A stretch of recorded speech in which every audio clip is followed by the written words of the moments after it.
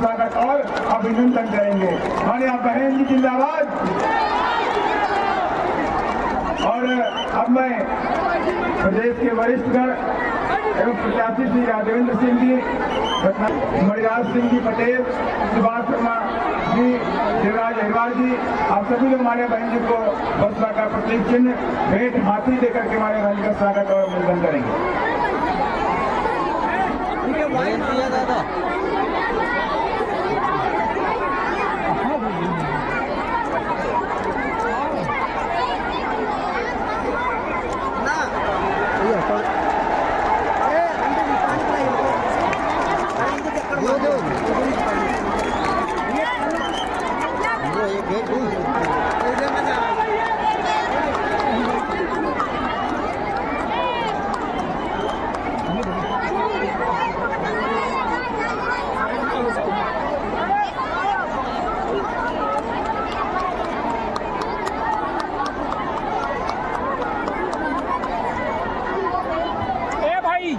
आपन तो तीनों निकालिए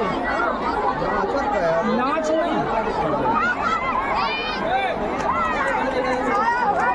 और मैं देश की सामाजिक परिवर्तन के महानायिका बहुजन समाज पार्टी की राष्ट्रीय अध्यक्ष, देश के सबसे बड़े सूबे उत्तर प्रदेश की 4 बार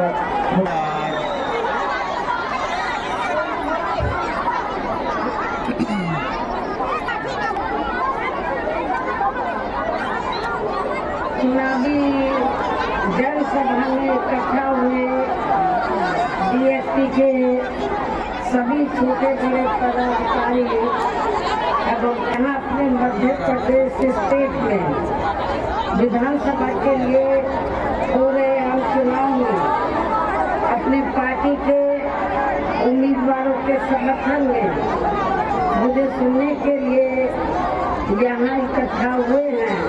तो उसके लिए मैं आप सभी लोगों का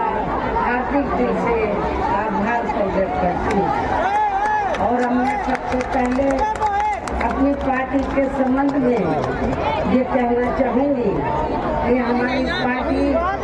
ये चुनाव आपके मध्य प्रदेश स्टेट की अधिकांश विधानसभा की सीटों पर पूरी तैयारी व दमदारी के साथ लड़ी। अर्थात हमारी पार्टी ने इस चुनाव में यहाँ केवल होमजाना जनतंत्र पार्टी को छोड़कर अन्य किसी भी पार्टी के साथ किसी भी प्रकार का कोई चुनावी समझौता नहीं। यार तुम लोग कैसे बीच बीच में चल रहे हो? थोड़ा सा नीचे हमने बीएसपी से जुड़ने की तादाद को ध्यान में रखकर उसी अनुपात में यहाँ सब समाज के लोगों को टिकट दी है। लेकिन अब मैं इस हो रहे विधानसभा आम चुनाव में आप लोगों का ध्यान अपनी पार्टी बीएसपी को कामयाब बनाने के लिए कुछ जरूरी बातों की तरफ दिलाना चाहती हूँ। और इस संबंध में सबसे पहले मैं आप लोगों को ये कहना चाहूँगी कि अपने देश को आज़ाद हुए व भारतीय संविधान को भी लागू हुए अब बरसों बीत चुके हैं। और इस लंबी अवधि में केंद्र या आपके प्रदेश में भी, आपके यहाँ मध्य प्रदेश में भी विभिन्न विरोधी पार्टियों की सरकारें रही। लेकिन दूसरी बात यह है कि इस दौरान यहाँ सभी विरोधी पार्टियों की रही सरकारों में आपके प्रदेश सहित पूरे देश में भी सब समाज में से विशेषकर दलितों, आदिवासियों, पिछड़े वर्गों, मुस्लिम व अन्य धार्मिक अल्पसंख्यकों के साथ साथ गरीबों, मजदूरों, किसानों, व्यापारियों, खासकर छोटे व्यापारियों एवं अन्य मेहनतकश लोगों का भी पूर्ण रूप से विकास व उत्थान आदि नहीं हो सकता। जिनकी सरकारों की नीतियों व कार्यों से को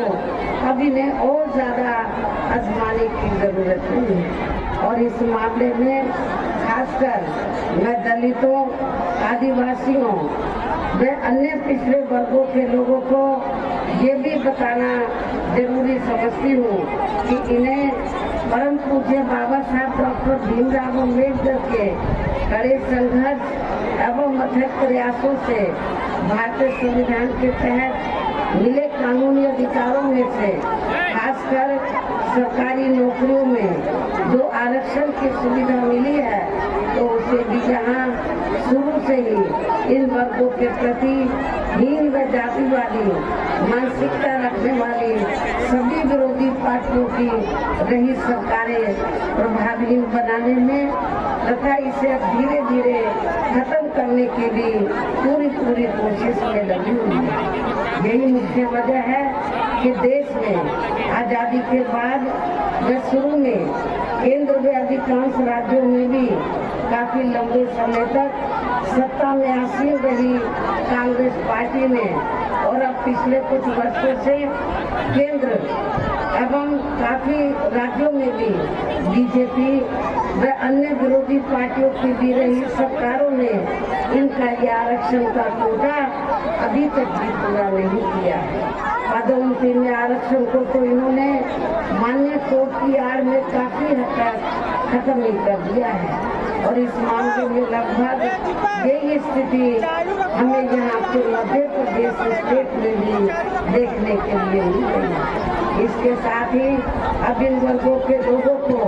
प्राइवेट सेक्टर में आरक्षण दिए जाने की व्यवस्था किए बिना ही केंद्र व राज्यों में भी ज्यादातर सरकारी कार्य यहाँ प्राइवेट सेक्टर के जरिए देश के अधिकांश बड़े बड़े पूंजीपतियों व धनराशियों को ही दिए जा रहे हैं, जिसके कारण अब पूरे देश में इन वर्गों के लोगों को आरक्षण का बहुत कम ही लाभ मिल पा रहा है। और इससे अब पूरे देश में दलितों व आदिवासियों के साथ साथ अन्य पिछड़े वर्गों को भी काफी ज्यादा नुकसान हो रहा है। जबकि अन्य पिछड़े वर्गों के लोगों को ये भी मालूम होना चाहिए कि इन्हें मंडल कमीशन की रिपोर्ट के तहत आरक्षण की ये सुविधा केंद्र में कांग्रेस पार्टी की रही सरकार में नहीं मिली है। वैसे इस संबंध में आप लोगों को ये मालूम होना चाहिए कि परम पूज्य बाबा साहब डॉक्टर अम्बेडकर ने कहाँ की सेना है ये? अनुसूचित जाति व जनजाति के लोगों को आरक्षण की सुविधा देने के साथ साथ आर्टिकल 340 के तहत भारतीय संविधान में ये व्यवस्था की थी कि केंद्र में जो भी सरकार बनेगी उसकी जिम्मेवारी बनती है कि वो कमीशन बैठाए और जो जातियां SC ST की तरह तो शिक्षा, सामाजिक और आर्थिक क्षेत्र में पिछड़ी हुई है, तो उनकी छटनी करके इनको आरक्षण का पूरा लाभ दिया जाए। और इसी आर्टिकल 340 के तहत पहले का लेकर बना, कमीशन बना, उसकी रिपोर्ट आई, सेंटर में कांग्रेस की सरकार थी, उन्होंने उसे रद्दी की टोकरी में डाल दिया, उसे अमल में नहीं लाया। उसके बाद मंडल कमीशन की रिपोर्ट आई, उसे भी केंद्र की कांग्रेसी सरकार ने लागू नहीं किया। और इसको लागू कराने के लिए बहुजन समाज पार्टी ने पूरे देश में काफी बड़ा संघर्ष किया। ये भी आप लोगों को जानकारी है, लेकिन कांग्रेस ने इसको लागू नहीं किया। और जब सत्ता परिवर्तन हुआ और श्री BP सिंह की सरकार आई, तो तब फिर BSP के कड़े संघर्ष, उस दौरान BSP के पहली बार कुछ मेंबर पार्लियामेंट चुनकर आए थे, जिसमें से मैं खुद भी बिजनौर से लोकसभा की सदस्य चुनकर गई थी। तो उस दौरान श्री BP सिंह की सरकार चाहती थी कि हमारी पार्टी को उनको समर्थन देना चाहिए और उसके बदले में वो हमको बड़ा मंत्रालय दे देंगे। हमने श्री BP सिंह जी को यही कहा कि हमें आपका कोई मंत्रालय आदि नहीं चाहिए, हम आपको समर्थन देने के लिए तैयार है, लेकिन हमारी दो ही शर्तें। पहली शर्त यह है कि आप मंडल कमीशन की रिपोर्ट को लागू कर दो और परम पूज्य बाबा साहब डॉक्टर अम्बेडकर को भारत रत्न की उपाधि से सम्मानित कर। अब तो श्री बीपी सिंह इसके साथ ही जो तब फिर बीपी सिंह ने हमारी बात को माना, मंडल कमीशन की रिपोर्ट को लागू किया और इसके साथ साथ श्री बीपी सिंह की सरकार ने इन वर्गों के मसीहा परम पूज्य बाबा साहब डॉक्टर भीमराव अम्बेडकर को भी यह भारत रत्न की उपाधि से सम्मानित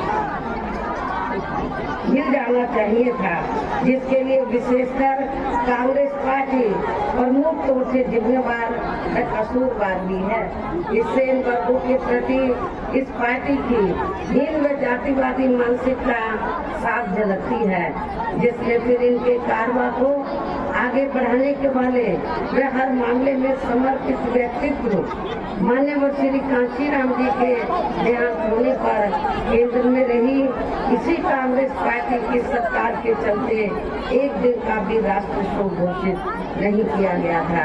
यहाँ मैं इन वर्गों के मामले में ये भी कहना चाहूँगी, केंद्र द्वारा देश की लोकसभा व राज्य विधानसभाओं में महिलाओं को जो 33% आरक्षण देने की व्यवस्था की गई है, तो उसमें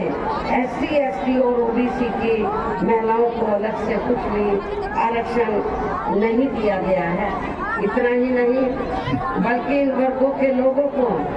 जनजाति से निजात दिलाने के लिए जो भी अनेकों नियम व कानून आदि बने हैं, तो उन पर भी केंद्र व अधिकांश राज्यों की भी सरकारें सही से अमल नहीं कर पा रही हैं, जिससे अब यहाँ खासकर दलितों व आदिवासियों के ऊपर शोषण करने वालों का मनोबल और भी ज्यादा बढ़ रहा है। और ये सब हमें यहाँ आपके मध्य प्रदेश स्टेट में भी काफी कुछ देखने के लिए मिल रहा है। इसी प्रकार हमें पूरे देश में मुस्लिम व अन्य धार्मिक अल्पसंख्यक समाज के लोगों की भी हालत कोई खास अच्छी नजर नहीं आती है। इसके साथ साथ अपर कास्ट समाज में से खासकर गरीब लोगों की भी आर्थिक स्थिति अभी भी पूरे देश में यहाँ काफी ज्यादा खराब व दयनीय ही बनी हुई है। इसलिए हमारी पार्टी शुरू से ही केंद्र की सरकार से ये मांग करती रही कि अपर कास्ट में से जो गरीब लोग हैं उनको भी आरक्षण की व्यवस्था, उनके लिए भी आरक्षण की व्यवस्था होनी चाहिए। इनके अलावा आपके प्रदेश से ही पूरे देश में सर्व समाज में से विशेषकर यहाँ गरीब, मजदूर, किसान, कर्मचारी, व्यापारी एवं अन्य मेहनत कश लोग भी अपनी विभिन्न समस्याओं को लेकर अभी भी हमें काफी ज्यादा दुखी भी नजर आते हैं। इनमें से किसान वर्ग को केंद्र की भाजपा सरकार द्वारा बनाई गई गलत नीतियों के कारण काफी ज्यादा परेशान व आंदोलित भी रहा है। लेकिन इन सबकी मुख्य वजह हमारी पार्टी केंद्र में आपके मध्य प्रदेश स्टेट में भी यहाँ तक रही सभी विरोधी पार्टियों की सरकारों की पूंजीवादी व संकीर्ण मानसिकता के तहत बनाई गई उनकी गलत नीतियों एवं गलत कार्य प्रणाली को ही काफी हद तक जिम्मेवार मानकर चलती है। और इस मामले में खासकर इनकी गलत आर्थिक नीतियों की वजह से ही आए दिन या पूरे देश में गरीबी महंगाई आदि भी काफी ज्यादा बढ़ गया है। हालांकि इस मामले शुरू से ही हमारी पार्टी केंद्र व राज्य सरकारों से भी हर स्तर पर ऐसी नीति अपनाने की लगातार ये मांग करती आ रही है कि देश में कुछ गिने चुने पूंजीपतियों व धन्ना सेठों का विकास होने के बजाय बल्कि यहाँ गरीब व आम लोगों का ही विकास होना चाहिए। तभी फिर सही मायने में यहाँ की आम जनता अपनी गरीबी, बेरोजगारी, महंगाई व अन्य और सभी समस्याओं से भी काफी हद तक निजात पा सकती है। इसके साथ साथ अब अपने देश में भ्रष्टाचार भी हर स्तर पर काफी ज्यादा बढ़ रहा है, जिससे आपका खुद का अपना मध्य प्रदेश स्टेट भी अछूता नहीं रहा है। और ये सब पार्टी आजादी के बाद से लेकर अभी तक केंद्र व देश के अधिकांश राज्यों में तथा आपके खुद के अपने मध्य प्रदेश स्टेट में भी ज्यादातर सत्ता यहाँ गलत पार्टियों में से खासकर कांग्रेस, बीजेपी व इनकी सहयोगी पार्टियों के हाथों में ही आने को मानकर चलती है। और इन सभी विरोधी पार्टियों को हमारी पार्टी इसलिए भी जिम्मेवार मानकर चलती है क्योंकि आजादी से लेकर अभी तक ये सभी विरोधी पार्टियां केंद्र व देश के अधिकांश राज्यों में भी ज्यादातर यहाँ बड़े बड़े पूंजीपतियों व धरना सेठों की ही आर्थिक मदद से सत्ता में आती रही हैं। और सत्ता में आ जाने के बाद फिर ये पार्टियां अधिकतर मामलों में अपनी आर्थिक एवं अन्य सभी नीतियां यहाँ आम जनता की समस्याओं को दूर करने के हिसाब से तैयार नहीं करती हैं, बल्कि देश के उन बड़े बड़े पूंजीपतियों व धरना सेठों को ही फायदा पहुंचाने के हिसाब से अपनी अधिकांश नीतियां तैयार करती हैं, जिनके धन व बल से चुनाव लड़कर ज्यादातर पार्टियां केंद्र में आपके राज्य सहित देश के अन्य राज्यों में भी अभी तक हैं, जिसके कारण ही अब पूरे देश में आपके खुद के अपने प्रदेश में भी अभी भी हमें यहाँ सर्व समाज के लोग अधिकांश समाज